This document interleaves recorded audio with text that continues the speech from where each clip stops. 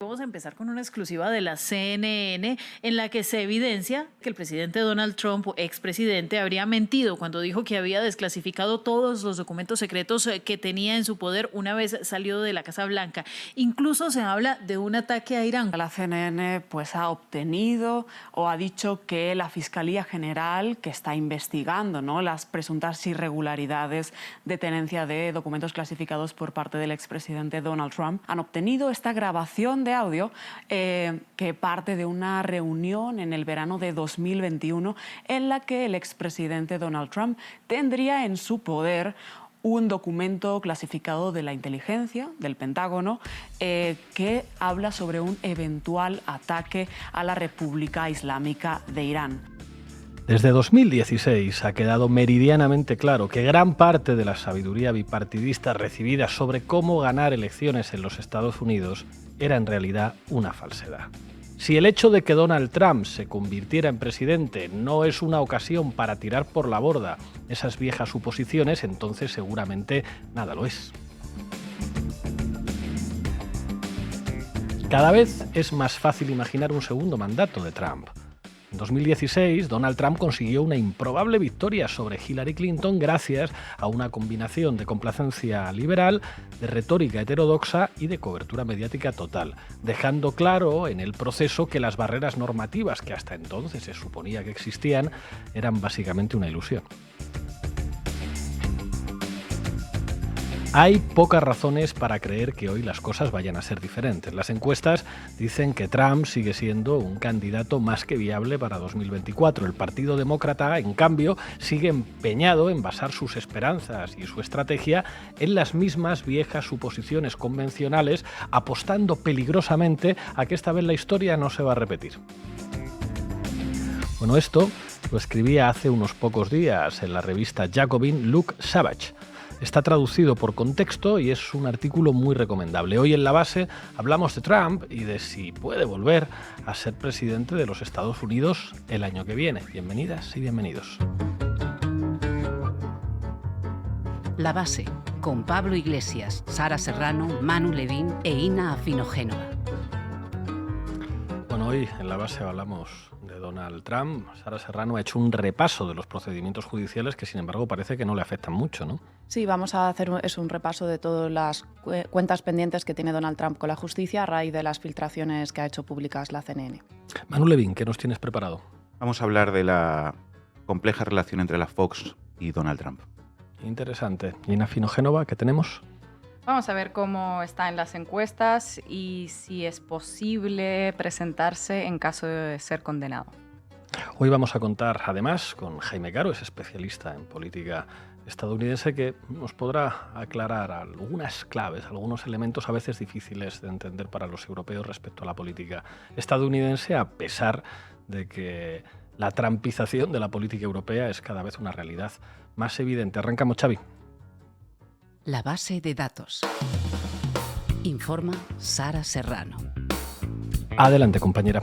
El Trump National Golf Club de Bedminster proporciona un estilo de vida a tu familia, facilidades de lujo y una atención personalizada para construir una vida de recuerdos. Bueno, el exclusivo club de golf de Bedminster, en Nueva Jersey, es uno de los 19 campos de golf pertenecientes a Donald Trump distribuidos a lo largo del país. Localizado a escasos 40 minutos de Manhattan, las 520 hectáreas del club cuentan con pistas de tenis, piscinas, canchas de pádel, gimnasios, salones de baile y alojamientos de lujo para poder pasar la noche. Para convertirse en miembro del club hay que desembolsar $350.000, eso sí, sin contar las tasas anuales que ascienden a $25.000 adicionales y los $1.800 establecidos como mínimo de consumiciones en bebidas. $1.800, más de un salario mínimo estadounidense que hay que gastarse básicamente bebiendo. Pero ¿esto por qué nos lo cuentas? Bueno, porque fue precisamente en estas instalaciones donde tuvo lugar una conversación filtrada hace unos días por la CNN que ha dinamitado la defensa de Donald Trump en el caso de los papeles de Mar-a-Lago. Contextualizo, el pasado 14 de junio Donald Trump se convirtió en el primer expresidente estadounidense en enfrentarse a un tribunal federal. Contra él se interponían 37 cargos, 31 de ellos por retención intencionada de información de defensa nacional, 3 por ocultación de papeles de investigaciones federales, 2 por falsedad y el último por conspiración para obstruir a la justicia con uno de sus empleados. Los 7 delitos federales que se le imputan podrían llegar a sumar penas de hasta 400 años.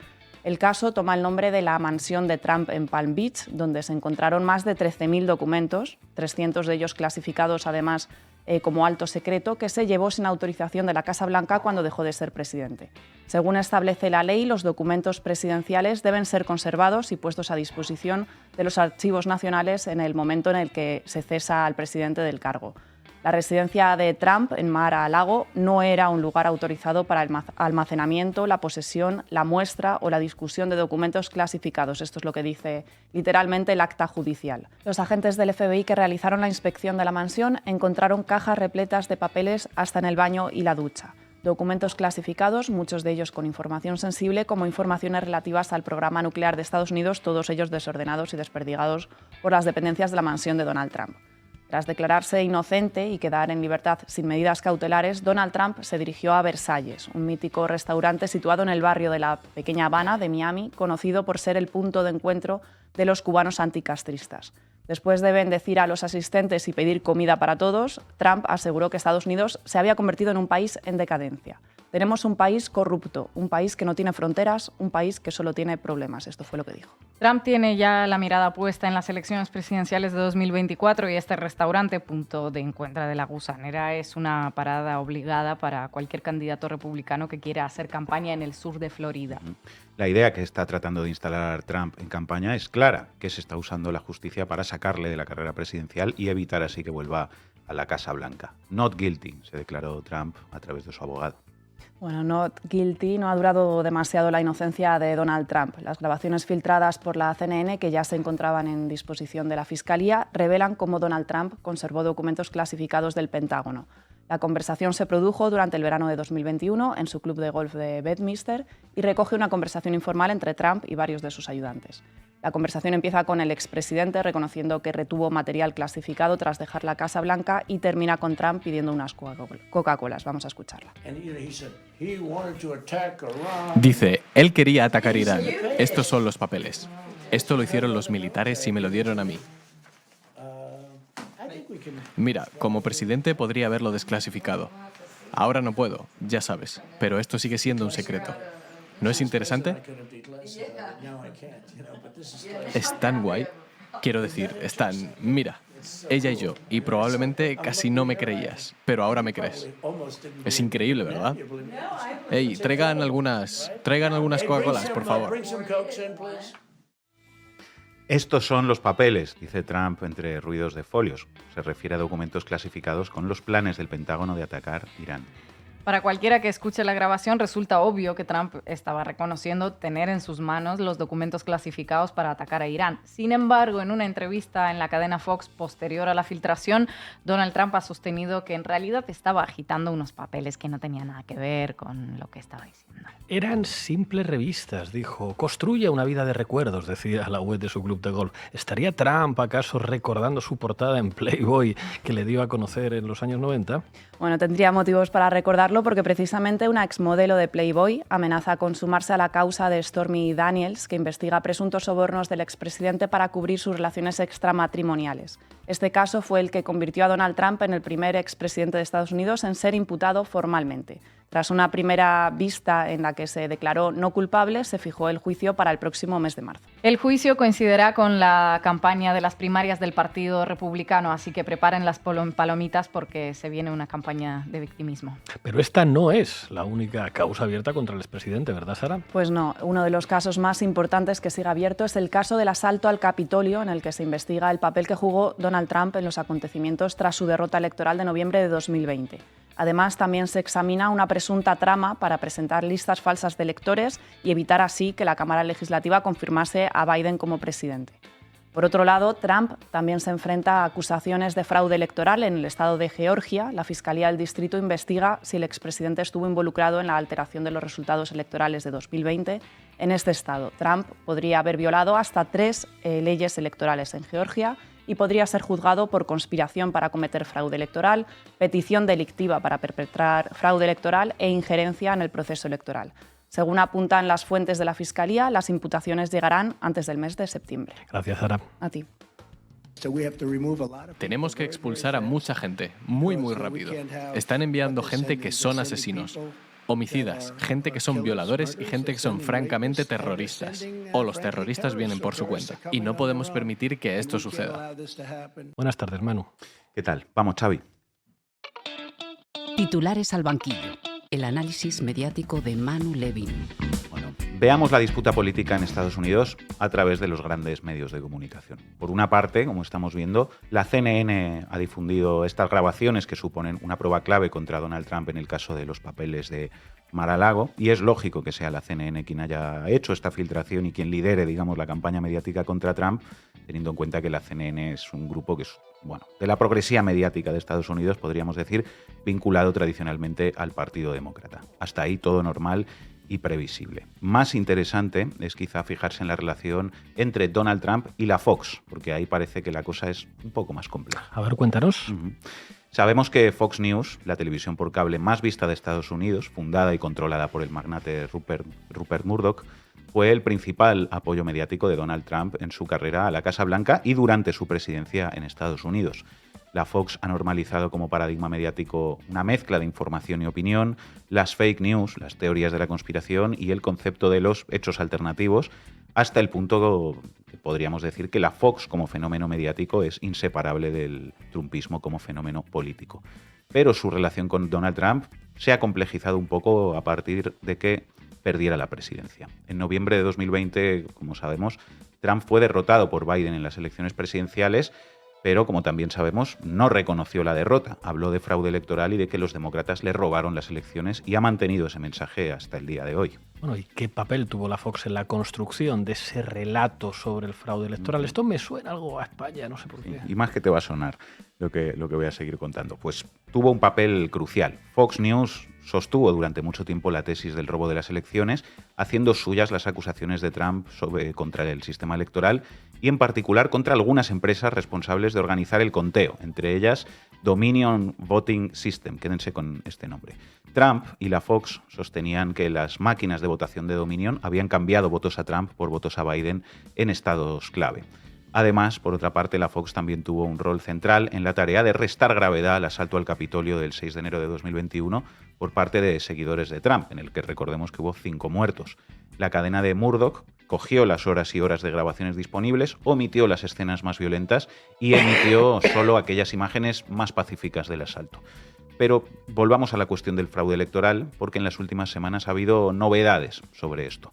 Como contó Ina aquí en La Base recientemente, Dominion Voting System, la empresa acusada por Trump y la Fox de participar en un fraude electoral que nunca existió, demandó a Fox News por difamación y le pedía más de 1.600 millones de dólares de indemnización. Bueno, para evitar el juicio, que se ve que lo tenían perdido, Fox llegó a un acuerdo con Dominion por el que tendrá que pagar más de 700 millones de dólares a esta empresa por haber mentido deliberadamente para dañar su imagen y su negocio. ¿Se imaginan a A3 Media teniendo que pagar 700 millones de euros a Podemos por haber difundido a sabiendas noticias falsas contra el partido?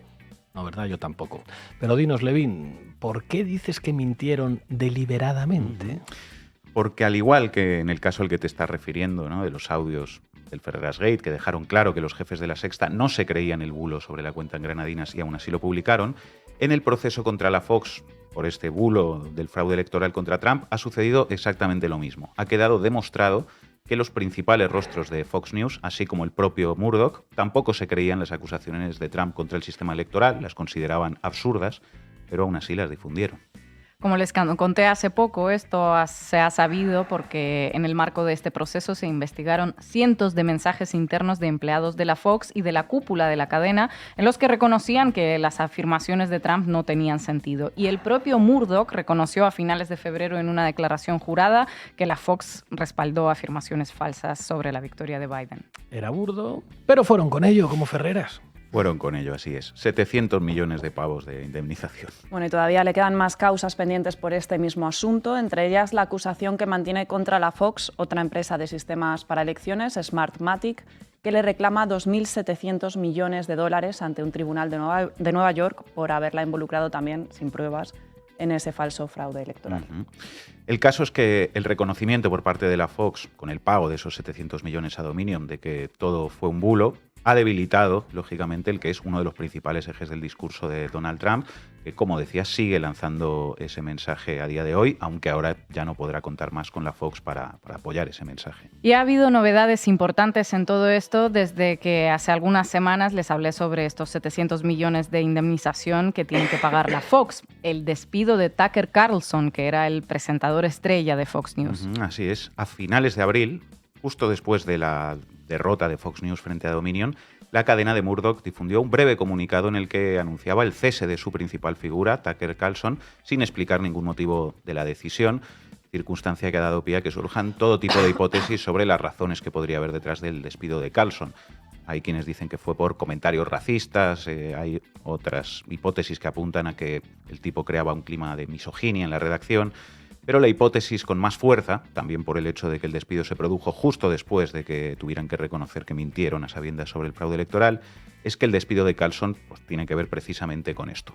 Porque algunos de los principales argumentos de Dominion contra la Fox han sido precisamente los mensajes privados en los que Tucker Carlson decía que los argumentos de Trump eran muy burdos y criticaba a Trump, a quien decía odiar con pasión, y a los propios directivos de la Fox. De hecho, el diario The Wall Street Journal, que también pertenece a Rupert Murdoch, publicó que Tucker Carlson tenía un sueldo de 20 millones de dólares anuales en Fox News, una filtración que revela que ha habido una guerra abierta, ¿no?, entre Carlson y Murdoch. El despido de Carlson además le ha salido muy caro a la Fox en términos tanto económicos como de audiencia. Justo después de hacer público que prescindía de su principal estrella, sus acciones en bolsa cayeron un 5% y ha perdido hasta un 36% de audiencia. Ahí es nada. Además, ha habido algunas voces que incluso han apuntado a que Trump y DeSantis deberían estar preocupados por una posible candidatura de Tucker Carlson a la presidencia de Estados Unidos por el Partido Republicano. Fijaos, noticia en The Guardian a finales de abril. Ponerse en lo peor. Rick Wilson sobre Tucker Carlson, candidato presidencial. El presentador de Fox News, despedido, tiene dinero, fama y atractivo. El cofundador del proyecto Lincoln dice que Trump y DeSantis deberían estar preocupados. Tucker es una de las poquísimas celebridades políticas en este país que tiene un nombre, riqueza personal y estatura suficiente para poder postularse a presidente y en unas primarias republicanas recorriendo el mismo camino que hizo Trump. El transgresor, el candidato a chico malo, el que te deja decir lo que quieres decir, pensar lo que quieres pensar, actuar como quieres actuar, por grotesco que sea. Entre los republicanos es una figura querida. Ahora mismo es un mártir en el universo republicano y no hay nada que quiera más que a un mártir. Pues veremos lo que pasa. ¿Y cuál es ahora mismo la relación entre la Fox y Trump? ¿Siguen apoyándolo a pesar de difundir sus mensajes sobre el fraude electoral? ¿Le ha costado cientos de millones de dólares y lo que queda? En los últimos tiempos había habido un alejamiento entre la Fox y la figura de Trump. La cadena de Murdoch, digamos que venía coqueteando con apoyar a otros candidatos republicanos, en particular a Ron DeSantis, el gobernador de Florida, y Trump, por su parte, venía criticando en muchas ocasiones a la Fox y promoviendo, a diferencia de lo que hacía anteriormente, que era privilegiar siempre a la Fox, otro ecosistema mediático y de redes sociales de ultraderecha más underground, podríamos decir, junto con el hecho de que ha dejado de usar Twitter, incluso después de que Elon Musk le devolviera su cuenta, y usa solo Truth Social, la red que él mismo impulsó, aunque con escaso éxito. Pero en los últimos tiempos, ahora que parece que Trump será quien reciba la nominación del Partido Republicano como candidato a presidente, las lealtades se realinean y aunque a veces hay señales contradictorias, parece que Fox vuelve a ser claramente trumpista. Hace 2 semanas, por ejemplo, hubo bastante polémica en Estados Unidos por algo que hizo Fox News. Retransmitió, fue la única gran cadena en hacerlo, el discurso íntegro que dio Trump ante un grupo de seguidores frente a una de sus propiedades en New Jersey, en el que lanzó todo tipo de improperios y mentiras al final del mismo día en que se declaró no culpable ante ese tribunal de Miami. Fox, como digo, emitió el discurso completo sin desmentir ninguna de sus afirmaciones y lo hizo en Fox News Tonight, justamente el programa que ahora sustituye al que presentaba Tucker Carlson, y además colocó este rótulo en pantalla. El aspirante a dictador habla en la Casa Blanca tras hacer que arresten a su rival político. Javier Lezaola es un angelito al lado de los rotulistas de la Fox. Y ahí hay una clave fundamental que explica la derechización que estamos viviendo. Mientras la derecha mediática adopta el estilo Fox y va con todo con mensajes como este, la izquierda anda pidiendo perdón casi por existir. Y ojo, no estoy diciendo que haya que hacer lo mismo que hace la derecha. No hay que hacer una Fox de izquierdas o un OK Diario de izquierdas. Simplemente hay que asumir que toca dar la batalla cultural sin tantos complejitos. En fin, gracias Manu. ¿Qué les parece que estemos comprando petróleo a Venezuela? Al irme, Venezuela estaba a punto de colapsar. Nos habríamos hecho con ella. Hubiéramos tomado todo su petróleo. Hubiera sido justo al lado. Pero ahora compramos petróleo a Venezuela. Estamos haciendo a un dictador muy rico.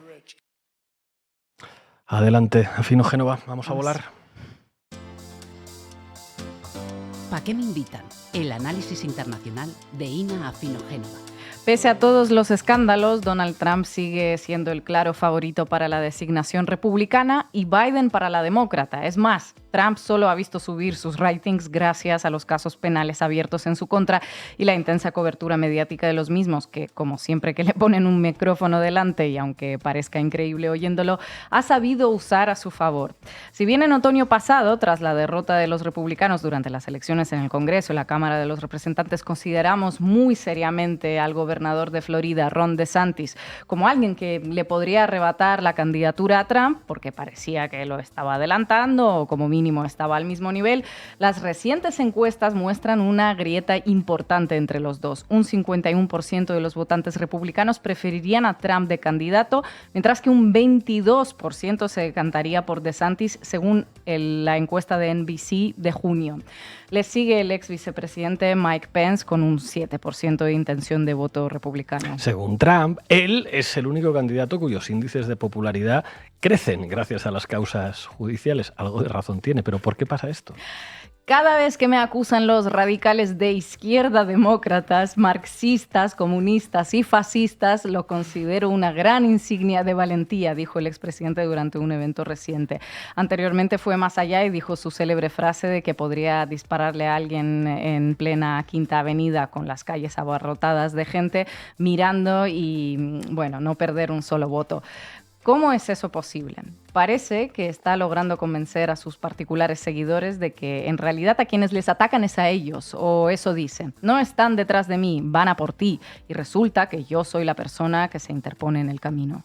Sin embargo, hay otros datos que rebajan al menos un poco estos aires megalómanos de Donald Trump, ¿no? Sí, a principios de junio, CNN SSRS elaboraron otra encuesta que revela que hay más estadounidenses que no quieren ni a Trump ni a Biden como candidatos que los que tienen una opinión favorable de alguno de los dos. Un 36%, estaríamos hablando de decenas de millones de personas que no ven con buenos ojos a ninguno. Según CNN, es una cifra récord para las campañas presidenciales. Y mira que los precedentes que tienen son las elecciones presidenciales de 2016, cuando se presentaban Hillary Clinton y Donald Trump, y el día de las elecciones ambos disgustaban a la mayoría de los electores. Pero es que en aquel momento la cifra de rechazo a ambos se situaba en entre un 16% y un 19%. Y hoy estamos hablando prácticamente del doble. Bueno, falta todavía bastante más de un año para las elecciones de 2024. Es verdad que las cosas podrían cambiar en cuanto a la popularidad. En todo caso, si Donald Trump es declarado culpable de algunos de sus delitos, te quiero preguntar, ¿es posible que participe en la contienda electoral a pesar de eso? Pues es una interesante pregunta a la que el periódico Político respondió con un detallado artículo que se resume en que no solo puede presentarse desde la cárcel, participar en la campaña electoral y demás, sino que en caso de ganar puede empezar a gobernar sin problemas. A ver, cuéntanos cómo es el procedimiento. A Trump se le presentan cargos federales y no hay problema con eso. O sea, ¿hay algún precedente histórico de que alguien imputado pueda presentarse o alguien en la cárcel pueda presentarse? Es que no hay obstáculos legales para que un delincuente convicto se presente a la presidencia estando entre rejas, incluso ni si tuviera una condena federal, ni si estuviera loco. Nada de eso sería un impedimento para Trump, eso lo afirman especialistas que consultó Político. Resulta que los únicos requisitos para postularse a un cargo público son mínimos. Hay que tener al menos 35 años, ser ciudadano estadounidense por nacimiento y haber vivido en los Estados Unidos durante al menos 14 años. De hecho, en 1995, la Corte Suprema tumbó un intento del estado de Arkansas de limitar el mandato de algunos de sus senadores y miembros de la Cámara de Representantes, estableciendo una suerte de precedente. Se dio por sentado que los estados no pueden declarar inelegible a un candidato por razones que no estén especificadas en la Constitución. Pero no entiendo, o sea, entonces, si una persona que está presa gana las elecciones, ¿qué pasa? Porque supongo que no va a gobernar desde una celda de una prisión, ¿no? Según especialistas en derecho, existen varias vías. Aclaran que aquí se mueven en arenas movedizas porque no existen precedentes, pero teorizan que en caso de que se tratase de una sentencia de un tribunal, de un estado, esta probablemente tendría que quedar en suspenso. Si el candidato fuese condenado por un delito federal, la condena podría posponerse, pero el nuevo presidente podría usar su poder de indulto para perdonarse a sí mismo inmediatamente después de asumir el cargo. En resumen, si Trump es finalmente elegido como candidato por los republicanos, nada, absolutamente nada, le impedirá participar en la campaña presidencial. Y si gana, es muy probable que ni cumpla la condena, llegue la condena que llegue. Sabemos que ningún delincuente convicto se convirtió en presidente estadounidense estando en la cárcel. Pero una pregunta, ¿ha habido algún candidato a presidente de los Estados Unidos que estuviera en la trena? Pues unos cuantos. Uno de los casos más conocidos es el del activista y sindicalista Eugene Debs. Se presentó a las elecciones en 5 ocasiones por el Partido Socialista. En 1920 se convirtió en el candidato presidencial mientras cumplía una sentencia federal de 10 años. Fue encarcelado bajo uno de los mismos estatutos por los que está siendo investigado Trump, bajo la ley de espionaje. Se le acusó de violar los puntos de la ley que prohibían fomentar la insubordinación en las Fuerzas Armadas. Su crimen era haber persuadido a la gente a rechazar el reclutamiento de la Primera Guerra Mundial. Vamos, lo que vendría en llamarse objeción de conciencia o insumisión. Eso es. Me han acusado de obstruir la guerra, lo admito. Caballeros, aborrezco la guerra, decía durante su juicio frente al jurado. A Trump se le está investigando por presunta violación de otro punto de la misma ley, el que prohíbe la retención deliberada de la información relativa a la seguridad nacional después de que fuera solicitada su devolución. Hombre, lo cierto es que Debs es un héroe para la izquierda sindical y para los pacifistas en los Estados Unidos. La verdad es que no es muy justo compararle con Donald Trump. Pues sí, no es justo. Absolutamente, pero es interesante su caso porque si bien está lejos de ser la única persona que buscó la presidencia desde la cárcel, sí es el que más éxito tuvo. Recibió casi 1 millón de votos, un 3% del voto popular. Imaginen lo que significa esa cifra teniendo en cuenta que hablamos de un socialista encarcelado y de hace un siglo, es decir, sin posibilidad de transmitir su mensaje por redes o grandes medios audiovisuales. Eso es. Otros casos de candidatos en situación parecida a la de Trump, o peor, son mucho más prosaicos. El conspiranoico Lyndon LaRouche, que llegó a afirmar que la reina Isabel era narcotraficante, se postuló 8 veces y una de ellas en 1992 mientras cumplía una condena de 15 años por fraude fiscal y evasión de impuestos. Y ahora mismo tenemos a otro destacado candidato a las elecciones de 2024, más excéntrico que Donald Trump todavía, si es que eso es posible. Eso sí, con menos chances para sacar nada. Joseph Maldonado Passage, conocido como Joe Exotic. ¿Habéis visto el documental ese de Netflix titulado Tiger King sobre el ex cuidador de zoológico privado, acusado de tráfico y abuso de animales y que intentó contratar a un sicario para que asesinase a una señora que emprendió una campaña contra su zoológico? Bueno, pues Joe Exotic cumple una condena de 22 años en Texas y desde allí está montando su candidatura presidencial por el Partido Libertario con el eslogan Make America Exotic, haz América exótica. El caso es que desde la cárcel o desde fuera parece que tenemos Trump para rato y que ese virus del populismo de ultraderecha que ayudó a expandir por todo el mundo sigue siendo una opción de gobierno muy real en la mayor potencia militar y económica del planeta. Con todo lo que eso nos afecta y salpica en Europa, que no es poco. Gracias, compañera. Vamos a detener a los racistas y pervertidos radicales de izquierda que están tratando de adoctrinar a nuestra juventud. Y vamos a sacar sus manos marxistas de nuestros niños. Derrotaremos el dogma de la ideología de género y reafirmaremos que Dios creó dos géneros, llamados hombre y mujer. Vamos a sacar sus manos marxistas de nuestros niños, vamos a acabar con la ideología de género. En fin, ¿de qué me suena eso? Bueno, hoy contamos con Jaime Caro, especialista en política estadounidense. Jaime, muchísimas gracias por atender una vez más a La Base. Hola, buenas tardes, ¿qué tal? Una primera pregunta más general. ¿Cuáles son, a tu juicio, las 2-3 claves fundamentales para entender la ultraderechización de los republicanos en Estados Unidos? Bueno, esta pregunta me recuerda a un artículo que escribió Milo Yiannopoulos en 2016 con la campaña a las presidenciales en las que Trump se presentaba y al final ganó. Y este artículo estaba dirigido a los conservadores republicanos y venía a decirles: nosotros vamos a por vosotros. Y había un gráfico muy ilustrativo que era el Partido Republicano, representado como el elefante ese que se representa, ya anciano, y la rana o Pepe the Frog, es decir, la mascota del alt-right, señalándole una tumba en el que ponía 2016. Entonces, una de las claves es que la extrema derecha, la alt-right populista, siempre ha tenido muy claro que para ganar en Estados Unidos tenía que carcomer al Partido Republicano desde las bases conservadoras y desde las bases, sobre todo, de una identidad blanca en reacción. Eso es uno de los pilares más básicos. Y luego, una cosa muy, muy básica también era la de la utilización de las redes sociales.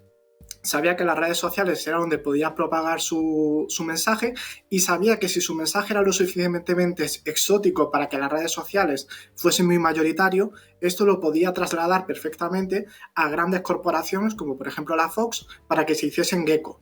Y en el momento en el que la Fox se hace eco a estas declaraciones, o por ejemplo en Facebook y Twitter las interacciones están subiendo, significa eso más dinero para todo el sistema político-económico que está tanto en Silicon Valley como en la Fox. Es decir, fue una mezcla de tener un plan establecido, saber hacer un buen uso de redes y poner ese plan en marcha gracias a ese uso de redes y gracias al propio sistema que beneficia el que haya interacciones en las redes sociales y en todo el corporación mediático.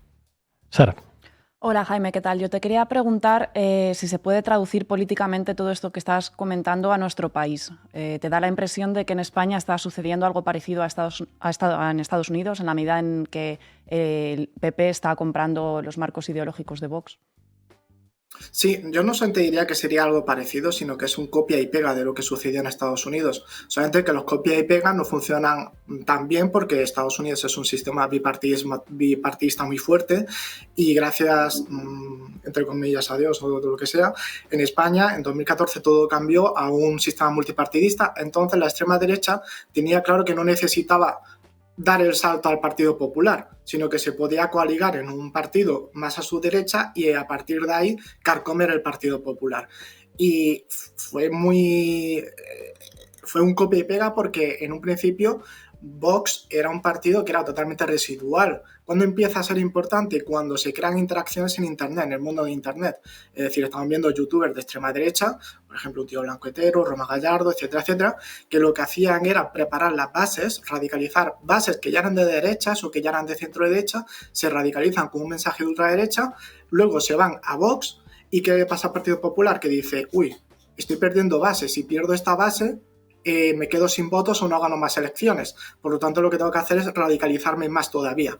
Es decir, si en Estados Unidos lo que se propuso la alt-right era carcomer el Partido Republicano desde dentro con sus bases conservadoras, en España lo que se ha propuesto es influenciar al Partido Popular desde fuera con un partido unificado muy claro, que es Vox, y que de hecho últimamente ha perdido todo ese halo liberal que podía ser el alma de Montesinos, sino ahora ya está con el alma más fascistoide que es la de Busadé. Manu. ¿Qué tal, Jaime? ¿Cómo estás? Hablaba antes durante el programa de la relación entre Fox News y Trump y de cómo ha ido evolucionando esa relación. Te quería preguntar algo que quizá hace unos años tendría una respuesta muy evidente, pero que ahora, después de las cosas que han ido pasando en los últimos tiempos, quizá no tanto, que es ¿cuál crees que va a ser el papel de Fox News en esta nueva carrera presidencial de Trump? Bueno, el papel de Fox, como habéis dicho, se ha alineado otra vez con Trump y la multa de 770 millones, creo recordar así la memoria, esa multa no ha significado nada por la expansión de bulos, pero también se explica muy fácil.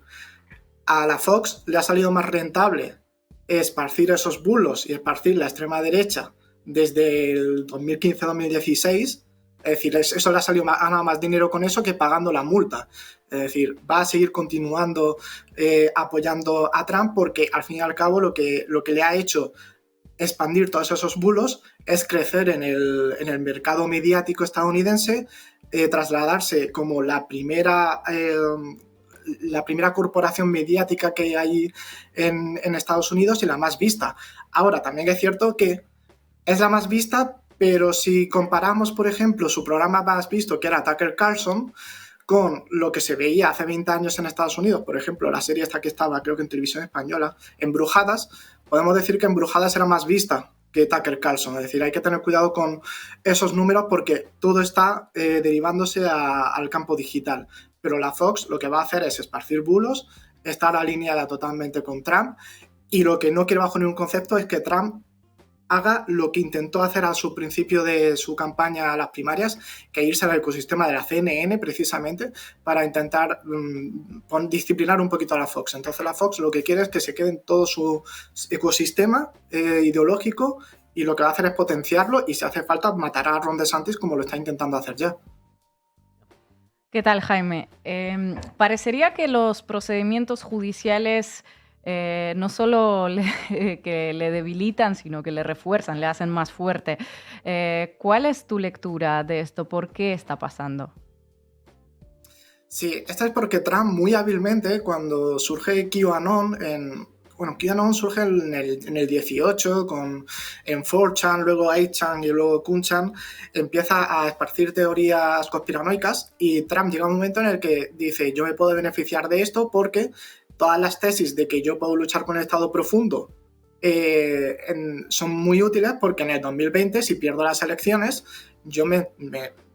mi futuro judicial es totalmente un yermo nuclear. Es decir, a donde pise voy a pisar una mina antipersona y voy a explotar, porque tenía juicios abiertos pues por todo el sistema de fraude electoral que se inventó, toda esta propaganda que hizo, por todo en Manhattan, todas las exenciones de impuestos que intentó recurrir al Estado, también por todo lo inmobiliario. Entonces, claro, dice: si yo digo que soy un luchador contra el Estado profundo, incluso contra el FBI, si yo me doy este halo, en el momento en el que el Departamento de Justicia me persiga, puedo decir que soy una víctima.